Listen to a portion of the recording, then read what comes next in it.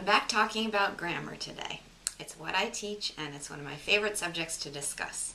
So I'm just going to share a quick story from my junior high grammar class, and then I'm going to take you into the classroom so that you can see what I discuss at work.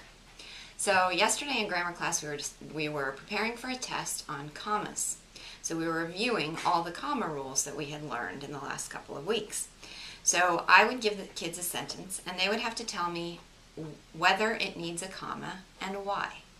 So they would have to give me the rule, such as it's commas in a series, or an introductory adverb clause, or a parenthetical expression, or an instance of direct address. In each case, they were asked to give me the rule that justified the comma. Well, at a certain point, one of the girls said, I think it needs a comma in this place. And I said, why? And she said, for clarity. I said, that's not a rule. And in fact, the comma didn't really belong there at all. So I read the sentence back to her. She had put a comma between the subject and the verb.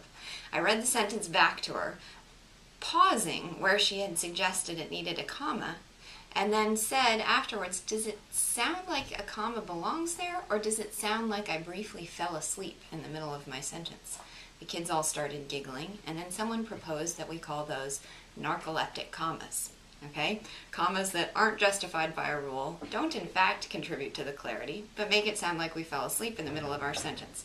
So now we have this cute, clever term suggested by the students to capture this principle that we had identified, which is that if you're going to put a comma in a sentence, know the rule that justifies the comma. And that's an important pedagogical principle overall, that we don't want the kids to rely on an intuitive sense or some sort of feel of where things belong, but we want them to explicitly know the rules and understand the justification for grammar or math or anything else they're doing. So now come with me into my classroom and I'll let you see us talking about commas. Okay, number one, where do I need a comma and why? Chloe. After arrives, because it is an adverbial introductory phrase. Introductory adverbial. Phrase. Introductory adverbial, yes? Clause. Clause, thank you. Number two, where do I need a comma and why? Kikai. After rocks and after soil because they're items in a series. Very good. Number three, Lena. After trip and after believe, because I believe is a parenthetical expression. Very good. Number four, Han. After class, because that's the direct address. Very good. Number five, Shane. After San Juan Capistrano because it's the city before the state. Perfect. Number six, Carly. After bus, because it's an participial phrase. You're good. Introductory participial phrase. Number seven, Andrew.